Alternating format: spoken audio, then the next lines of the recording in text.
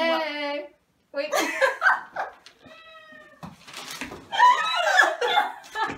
Hilya!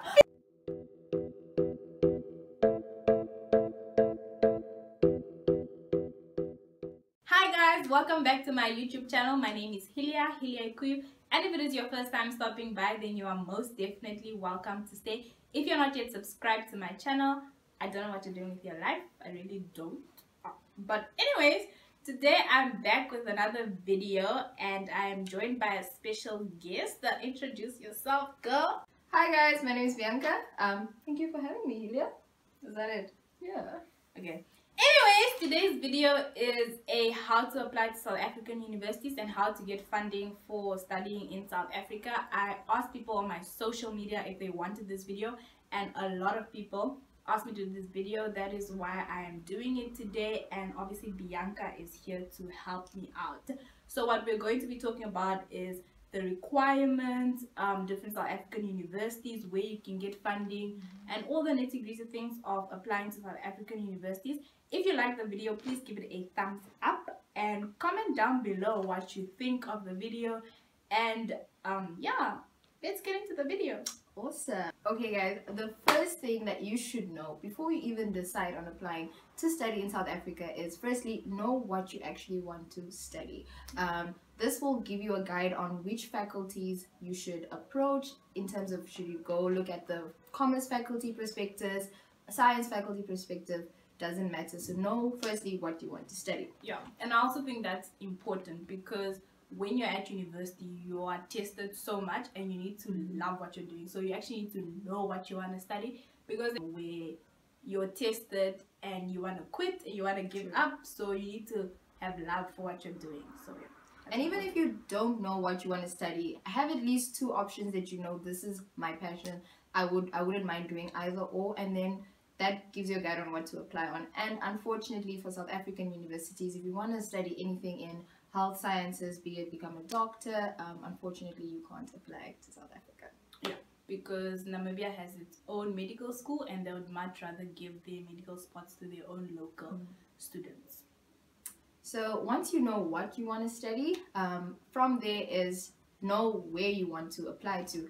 So to be safe, we would advise you to apply to at least 3 universities, just in case something goes wrong. You never know, so keep your options as open as possible.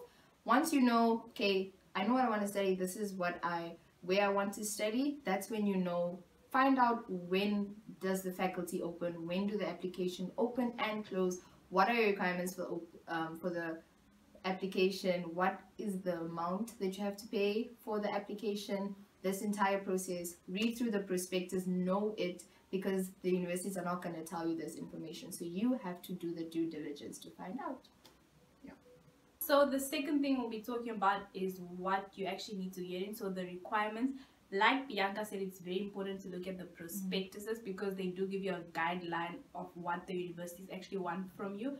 But if you're a Namibian student, then you definitely need at least 4 higher level subjects, and maths and English must be on high level. So English can be first language high level or second language high level, and mathematics obviously just high level. I do know of a few exceptions though. A friend of mine did get into UCT and he had English on ordinary level, but that is because all his other grades were so good and they look past that, but they do extend your degree and require you to do an extra English course. So don't feel discouraged if you don't have English on higher level, because I know it is April now, or March going into April, and it's a bit too late to change to high level. But don't be discouraged. If you work hard and study hard in all your other subjects, then they maybe just might give you a chance to prove yourself. Also, in terms of grade 11, you actually need to do well in your grade 11 end of year results, because I know, for example, Stellenbosch tends to look at your grade 11 report more than your grade 12 report, so you need to have done well in that report. And obviously if you're in grade 12 now, it's a bit too late, but don't worry, just be sure to do well in your first semester report and be sure to do well in your second semester report, because you are required to hand in your grade 11 end of year grade 12 first semester and your grade 12 second semester report. So that's also something to think about when applying to South African universities. Another thing I would add on to the requirements is predicted grades. So if you didn't do that well in your grade 11 end of year report, then you can make up for that by studying really hard for your April exams, which is coming up, which you should be studying for, just by the way, if you want to get into one of these universities. I know that they require predicted grades, so they ask your grade 12 teachers to predict what they think your final results will be, and these predictions are based on your grade 12 reports. So I know with UCT they rely on the predicted results, and they accept you on condition that you meet those predicted results. So work hard in your April exams and get good predicted grades so that you can get in. The third thing we'll be talking about is Enmities and the bookings. Enmities stands for National Benchmark Test. Because we don't do the South African syllabus and what they do, they require us to write Enmities, which is basically a math and English test. You're not allowed any calculators, so good luck if you're going to write, because it's deep. It's very deep. It's deep, Shem. But yeah, so you write the NBTs. I think they're open now, so know when the NBTs open and know when they close. Look at the prospectus and see when you're required to write the NBTs, because certain faculties need you to have written the NBTs by a specific date. So you want to book in advance. I know that in Namibia they have centers all over Namibia, so you can write in Windhoek, you can write in Swakop, but you must pay a fee of 160. Well, when we were applying it was 160. We don't know if it increased. It definitely should have increased. Because we're old. We're old. Oh, we're not that old. we're not old, honey. We're not What old. you mean? We're not old. Black don't crack, honey. What you talking about? But yeah, it is. Well, it should have increased. I don't know if it's still 160. Do they offer classes? They do offer classes. Basically, this is done through specific schools. I know that St. George's has, during the April holiday or the school holiday, they should have classes. Gymnasium has classes. I know these classes are quite pricey. When we were in matric, the classes were around 600, but it's a week course where they teach you the South African syllabus, but mainly based on math, and also they give you a booklet which explains in further detail with practice questions. So it is, we wouldn't say is it worth it. I don't think it's worth. Those classes did not help me for jack. They didn't do anything for me.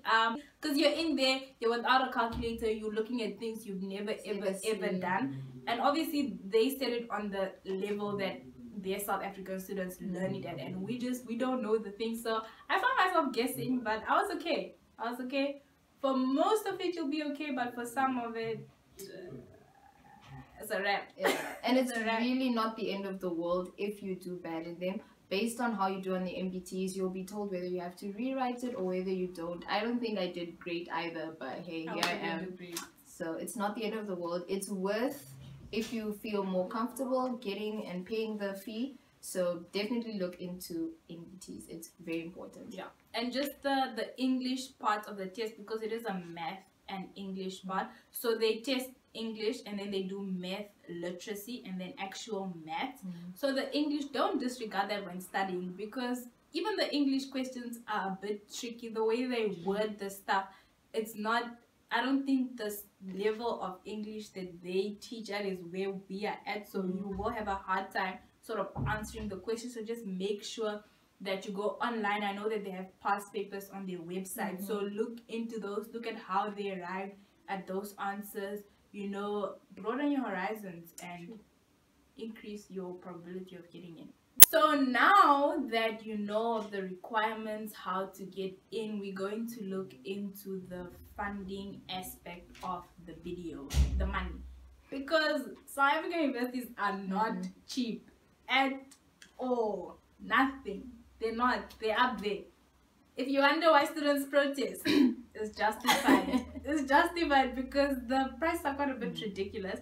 But don't worry, we got you. We're here. We'll leave the links to every single bursary we talk about in the description box. So be sure to check that out. So what I did is I divided the different categories of bursaries you get into just a general bursary that funds all the faculties, and then I broke it down into faculties as well. So I'm going to start with general funding. The most obvious funding that you should be applying for is NSFAF. If you're a Namibian citizen, then you should be applying for NSFAF. It is the Namibian Student Financial Assistance Fund. They offer loans to students. The applications usually come out in the beginning of the year, so in January when the grade 12 ordinary results come out. In previous years, you could apply using a hard copy, but nowadays you can only apply online. So be sure you know what you're doing when you're applying online, and if you can't apply online, you don't have access to computers or internet or whatever, then NSFAF does host road shows around the country in all 14 regions. So be sure you know when they're going to be at a specific place, what time they're going to be there, because they do offer assistance. All you need to do is take your documents and they actually apply for you online. They upload your documents and all that stuff. So be sure to know when NSFAF is doing their thing. The second general funding you get would be Alan Gray Orbis Foundation scholarship. This is for all faculties, obviously excluding health sciences. Like we said, you can't study health sciences in South Africa. But Alan Gray basically pays for everything. They pay for your academics, they pay for your accommodation, they pay for your books, they give you textbooks, they give you pocket money, they give you transport money, they take care of your mental health. They're here to support you. You go to workshops. So it's a great scholarship initiative to be in. Just be aware of the closing date, though. It is on the 27th of July 2018. So be sure to go onto their website and apply, because this is great. This is great. It covers everything. They're basically your second parents. That's what they are. They also have a program for kids going into high school. So your little brothers, your little sisters, your little cousins, motivate them to apply. Obviously they wouldn't know how to apply, so you can help them by applying for them or applying with them, because they place students at top schools in Namibia, including St. Paul's, Windhoek Gymnasium, Windhoek High School, Tsumeb Gymnasium. So it is a great scholarship initiative and you should definitely look into that. Don't forget, closing date 27 July. That's now. That's actually now. April, May, June, July. And get started with that Alan Gray application, because they do require a lot. Like they require you to write a lot of essays explaining your circumstances, explaining why you need the scholarship, explaining a lot of things. They ask you about your involvement in the community and all those things. So you want to get started on that right now. You actually do. Yeah. The third general funding we have for you guys, by general I mean that it's available to all faculties, it's not just restricted to one faculty, would be the Daad program, the German Academic Exchange Program, and it is hosted by Tucson in Namibia. So I know that if you go onto their website, then they list out the specific faculties they do fund. So be sure to go on their website, look at the requirements, look at what you need to get in. I also know that they fund students that are at NAST and UNAM as well. So if you're studying in Namibia, then that would definitely be a great scholarship initiative for you to join. And I'm not quite sure what they cover, but I do know that they do go the extra mile, so be sure to check them out. So now that we've talked about the general funding, which is available for all faculties, we're going to get into the nitty-gritties of the different faculties. Number one would be the commerce faculty. I am well equipped with the commerce faculty. We both are, because we're in commerce faculty. And for those of you looking into studying chartered accountancy, then you must know about the Big Four. And if you don't know about the Big Four, what are you doing with your life? What are you doing? Are you even a commerce student if you don't know what the Big Four is? Yeah, but no, the Big Four, Deloitte, Ernst & Young, KPMG, and PricewaterhouseCoopers, they all offer bursaries to study in South African universities. If you're looking into becoming a chartered accountant, they only pay for your academics, so they don't pay for your accommodation, they don't pay for your transport, they don't pay for any of that. But don't despair, don't, because you can always apply for NSFAF. So NSFAF can cover your accommodation and your food and so on. So if you're looking into the big four, then you would also want to apply for NSFAF so they can help you cover the other costs that the big four don't cover. So for other scholarship opportunities that are not specific to whatever faculty you want to study and that cover all your expenses, that includes tuition, your traveling expenses, food, textbooks, you name it, those are your companies such as Standard Bank, Bank of Namibia, Namfisa, MTC, and Namibia. So definitely look into these. Most of them, their applications are available online, and it is an online process. So go to their website. We'll put the links below. Go and find out when are the applications open and when do they close, and apply. Yeah, and I also just want to say something. So you might find yourself going onto the website and they have a due date that's for 2017. That's because the 2018 application forms aren't out yet. So make it a habit to go onto their website every single week and keep refreshing, keep looking and seeing into when the applications are opening up, because those are all great bursary opportunities and you want to be in one of those companies. Probably. Also, what these bursary opportunities allow you to is afterwards, such as Standard Bank, you are given the opportunity to work for them for the amount of time that they sponsored you. So coming out of varsity, having a guaranteed job is a great opportunity. So definitely look into your newspapers. The newspaper should become your best friend, because they advertise in the newspaper as well as radios. Make these things your best friend.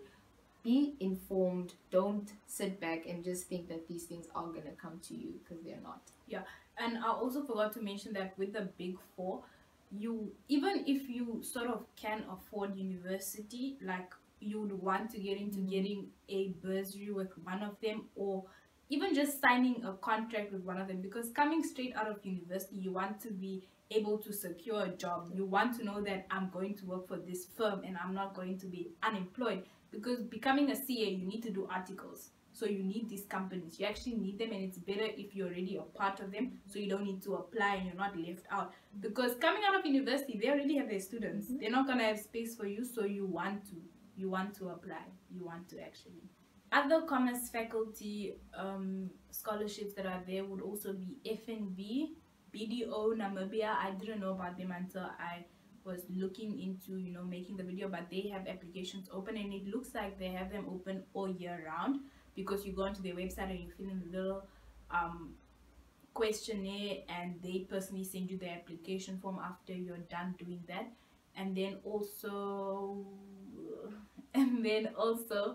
Trust Go, but just beware that FNB, BDO Namibia, they don't pay for everything. They probably give you a set amount of, let's say, 70 or 100, 100,000, and South Africa, 100,000 for academics is not enough, babes. So you're gonna have to apply for NSFAF if you're looking into getting a scholarship or bursary that doesn't cover everything. The second faculty we'll be looking into is the engineering faculty. You can also study engineering here in South Africa if you're Namibian, and I know bursary initiatives that fund these students will be Namibia. Namibia funds engineering students. The Daad program that I talked about, they fund engineering students. Also look into Namdeb and De Beers. A friend of mine said that because these industries are so small, they don't go around advertising, that we have bursaries available, or here we are, come and apply. It's not like commerce where it's in your face and it's there.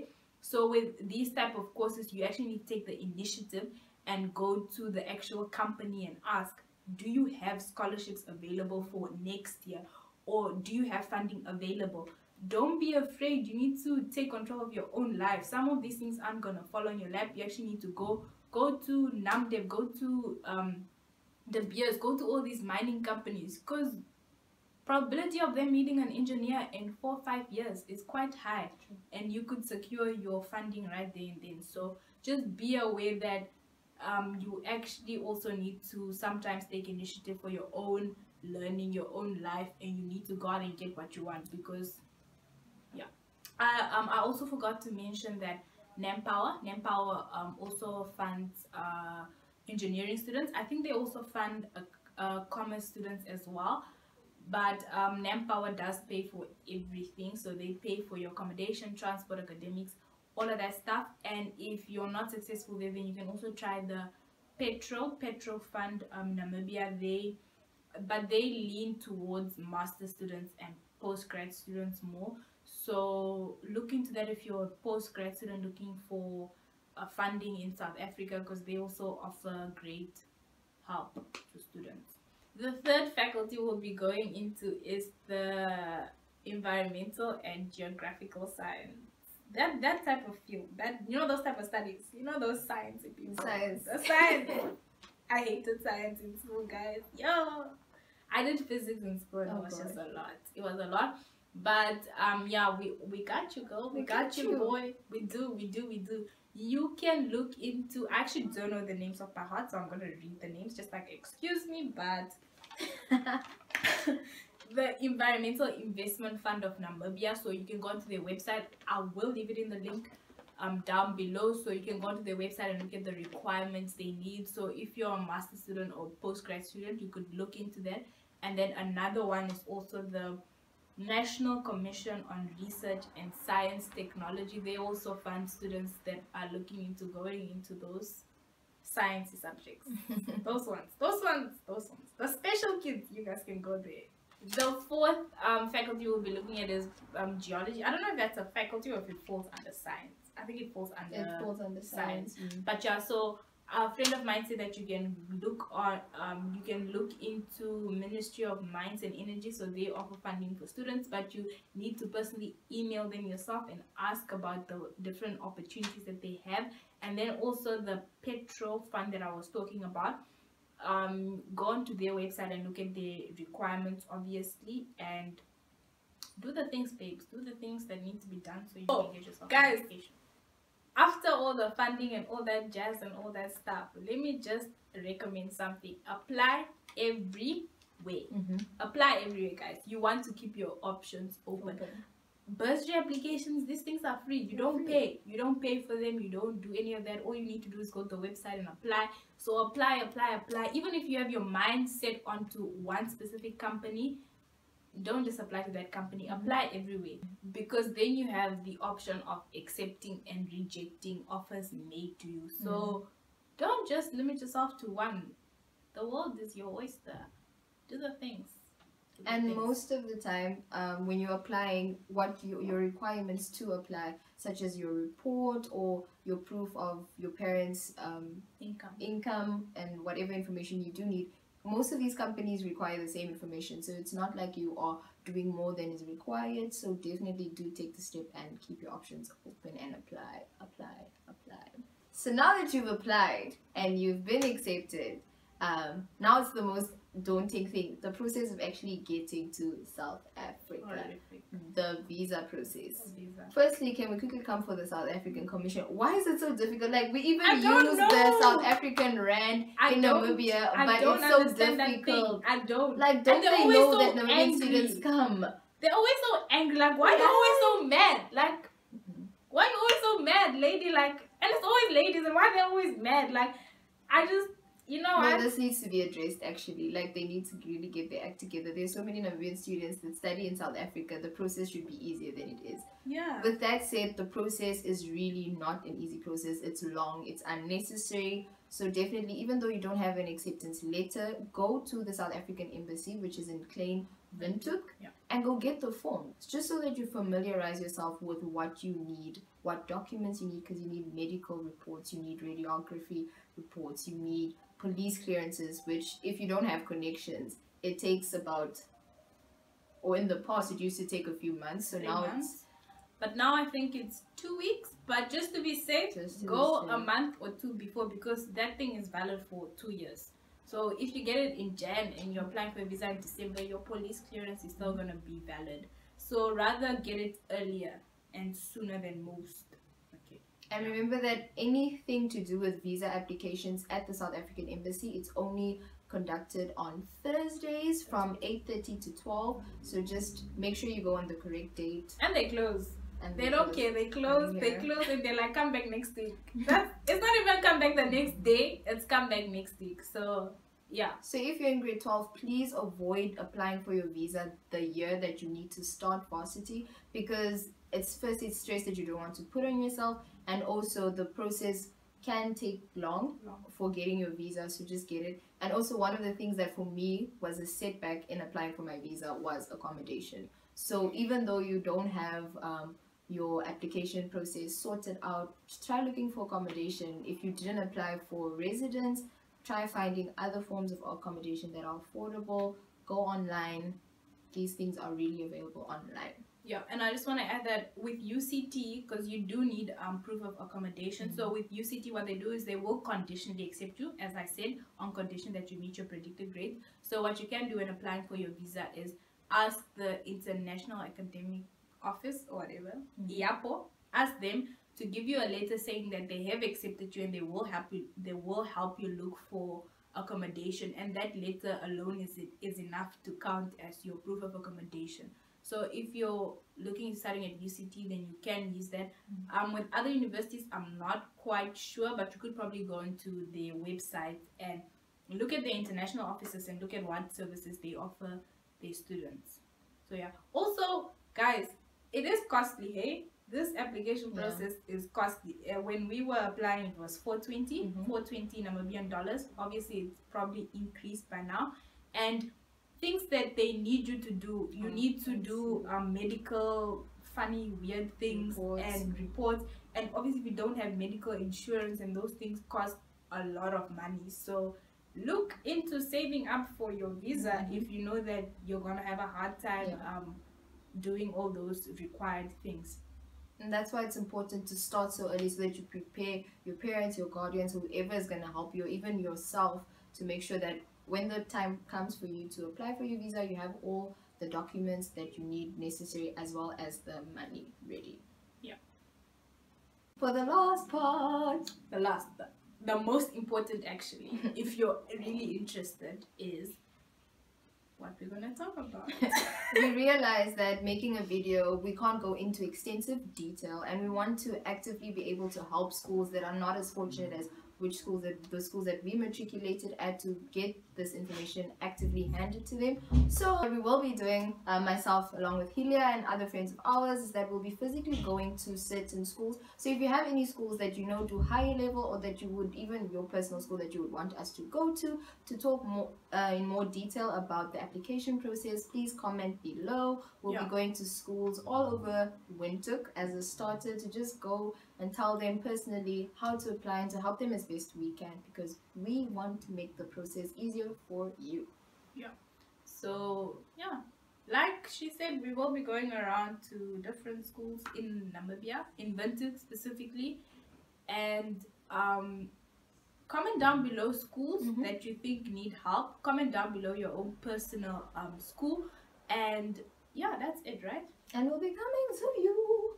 We hope this video helped you guys. We really do hope it helped, because a lot of people, they don't know where to look for help. So if you know of someone that's in grade 12, if you know of someone that's in grade 11 and looking into, you know, going to South Africa for school, then share this video with them. Share it with your friends, share it with your cousins, your siblings, whoever you think might benefit from this video. Do that, because a lot of people don't know where to look for help, and here we are helping you guys. So do the things and share. Don't be selfish. There's room for everyone to succeed. So do the things. Do the things. And what I will be doing also next week is, I was asked to do a Namibian one as well. So funding for Namibian students, where to get funding, and all that jazz. So I did look into it, and I could do a video. Comment down below if you want a video on that, and I will look more into doing that video. But other than that, we're done. We're done. It's a wrap. Thank you for watching. Thank you for watching. Don't forget to subscribe, comment, like, and yeah, join my YouTube channel. I do fun videos and stuff, and you can watch those videos. Thanks, guys. Thanks, guys. Bye.